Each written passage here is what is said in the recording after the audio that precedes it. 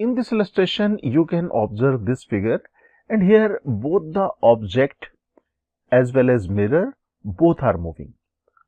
Object is moving at angle 60 degree with the positive x direction with the speed 10 meter per second, while this plane mirror is moving at angle 30 degree with the negative x direction with the speed 5 meter per second. And here we need to find velocity of the image, और यहाँ पे हमें velocity of the image मालूम करनी है। मैं diagram copy कर लेता हूँ नेक्स्ट पेज में। मैंने यहाँ पे डायग्राम कॉपी कर लिया। ओके, जब थ्योरेटिकल पार्ट हम लोगों ने लर्न किया था तो दो बेसिक इंफॉर्मेशन हमारे पास आई थी। पहली इंफॉर्मेशन ये थी कि अगर कोई ऑब्जेक्ट प्लेन मिरर के सरफेस के पैरेलल मूव कर रहा हो तो वेलोसिटी ऑफ द इमेज भी plane of the surface of the mirror के पैरेलल होगी और सेम डायरेक्शन में होगी। Even magnitude of the object with respect to the mirror and magnitude of the image with respect to the mirror parallel to the surface of the mirror both will be same. Okay, और अगर perpendicular to the surface of the mirror की बात करें, plane mirror की बात करें, तो अगर कोई ऑब्जेक्ट मिरर की तरफ जा रहा है perpendicular to the surface of the mirror, तो इमेज भी perpendicular to the surface of the mirror move करेगा, लेकिन अपोजिट डायरेक्शन में। लेकिन magnitude of the velocity of the object with respect to mirror और velocity of the image with respect to the mirror, दोनों की magnitude of speed will be same. तो यहाँ पे हम लोग कंपोनेंट्स करेंगे वेलोसिटी ऑफ द ऑब्जेक्ट के और वेलोसिटी ऑफ द मिरर के सरफेस ऑफ द मिरर के पैरेलल और परपेंडिकुलर। अब अगर मैं यहाँ पे वेलोसिटी ऑफ द ऑब्जेक्ट के कंपोनेंट कर दूं perpendicular to the surface of the mirror को, इसको मैं लिख लूं सपोज वी ओ परपेंडिकुलर, तो ये वैल्यू हो जाएगी 10 cos 60। अब मिरर के सरफेस के पैरेलल अगर कंपोनेंट करेंगे तो V O parallel this component will be equal to 10 sin 60। ये कंपोनेंट्स हो गए। Similarly let us make the component of the velocity of the mirror perpendicular to the surface and parallel to the surface. तो अगर हम लोग यहाँ पे perpendicular to the surface component लिखें तो इसे लिखेंगे V M perpendicular that is equal to 5 cos 30 this, and parallel to the surface ये जो कंपोनेंट हो जाएगा इसको लिखेंगे V M parallel equal to 5 sin 30। ये कंपोनेंट आ जाएगा पैरेलल और परपेंडिकुलर। सबसे पहले हम लोग parallel to the surface of the mirror की बात करें। In the direction parallel to the surface of the mirror, हम लोग कह सकते हैं कि velocity of the object with respect to the mirror and velocity of the image with respect to the mirror both should be same. अब हम लोग इसे लिख सकते हैं velocity of the object with respect to the mirror is equal to velocity of the object minus velocity of the mirror in parallel to the surface direction, और यहाँ पे लिख सकते हैं राइट हैंड साइड में velocity of the image minus velocity of the mirror parallel to the surface of the mirror. Right, कुछ इस तरह से लिख सकते हैं इक्वेशन। ग्राउंड के रिस्पेक्ट में जो वेलोसिटी उसको रिलेट कर दिया। अब यहाँ पे velocity of the mirror and velocity of the mirror ये दोनों कैंसिल हो जाएंगे।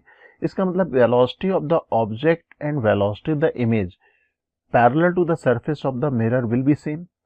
तो हम लोग यहाँ पे जनरलाइज कर सकते हैं कि velocity of the object and velocity of the image parallel to the surface of the mirror is independent of the velocity of the mirror.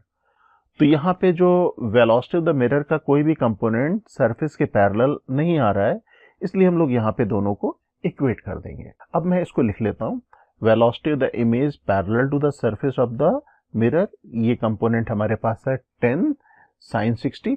लेकिन अगर डायरेक्शन की बात करें तो ये है पॉजिटिव आई डायरेक्शन में, तो यूनिट वेक्टर यहाँ पे जे कैप लिख देंगे। तो V I parallel equal to 10 sin 60 J cap हो जाएगा। So let us write this component.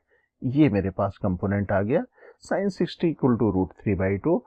3/2 अगर लिखेंगे तो 2 और यहाँ पे 10 है तो 5√3 जे कैप आ जाएगा। ये पैरेलल टू द सरफेस हमारे पास कंपोनेंट आ गया। अब बात करते हैं परपेंडिकुलर और normal to the mirror. Normal to the mirror की बात अगर कर रहे हैं तो एक्स डायरेक्शन की बात कर रहे हैं, तो in the direction normal to the mirror और अलोंग एक्स डायरेक्शन। अब हम लोग सेम स्टेटमेंट रिपीट कर सकते हैं, लिख सकते हैं velocity of the image with respect to the mirror in the direction perpendicular to the surface of the mirror should be equal to minus of the velocity of the object with respect to the mirror perpendicular to the surface of the mirror। क्योंकि अगर आप किसी plane mirror की तरफ अगर move करते हो surface के परपेंडिकुलर, तो इमेज भी आपकी तरफ मूव करता है, that is towards the mirror. तो एक दूसरे के डायरेक्शन के अपोजिट वेलोसिटी होती है लेकिन मैग्नीट्यूड सेम होती है, इसलिए हम लोग इसको इस तरह से लिख सकते हैं। Now we can write this expression velocity of the image with respect to mirror equal to velocity of the image minus velocity of the mirror, और यहाँ पे velocity of the object with respect to the mirror को हम लोग लिख सकते हैं velocity of the object minus velocity of the mirror, लेकिन हम लोग डायरेक्शन मेंटेन करेंगे perpendicular to the surface of the mirror, कुछ इस तरह से। अब इस एक्सप्रेशन को हम लोग रीअरेंज कर लें। We need to find the velocity of the image, तो वेलोसिटी ऑफ द इमेज के लिए मैं इसको ले जाऊंगा यहाँ पे राइट हैंड साइड में, तो ये हो जाएगा 2 multiplied by velocity of the mirror, और ये हो जाएगा velocity of the object negative sign के साथ। तो इसको इस तरह से रीअरेंज कर लूँ। अब velocity of the mirror perpendicular to the surface of the mirror हम लोगों को मालूम है, दिस इज 5 cos 30, लेकिन यह नेगेटिव एक्स डायरेक्शन में, तो यूनिट वेक्टर यहाँ पे लगेगा माइनस आई कैप। तो यहाँ पे ये जो वी एम परपेंडिकुलर लिखना होगा तो लिखेंगे 5 cos 30 विद नेगेटिव साइन, और वेलोसिटी ऑफ द ऑब्जेक्ट है पॉजिटिव डायरेक्शन में perpendicular to the surface 10 cos 60, लेकिन यहाँ पे जो यूनिट वेक्टर लगेगा आई कैप लगेगा। इसको हम लोग ऐसे लिख सकते हैं। अब इसे रीअरेंज कर लें, सॉल्व कर लें।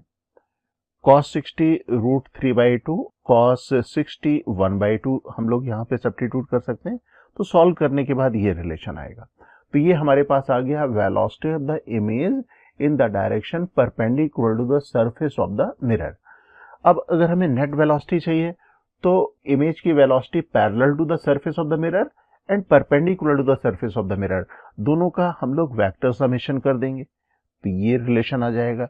अब parallel to the surface of the mirror image velocity ये हमने कैलकुलेट की थी, and perpendicular to the surface of the mirror ये हम लोगों ने कैलकुलेट की, तो दोनों रख देंगे तो हमारे पास सॉल्व करने के बाद ये रिलेशन आएगा। This is the velocity of the image with respect to ground.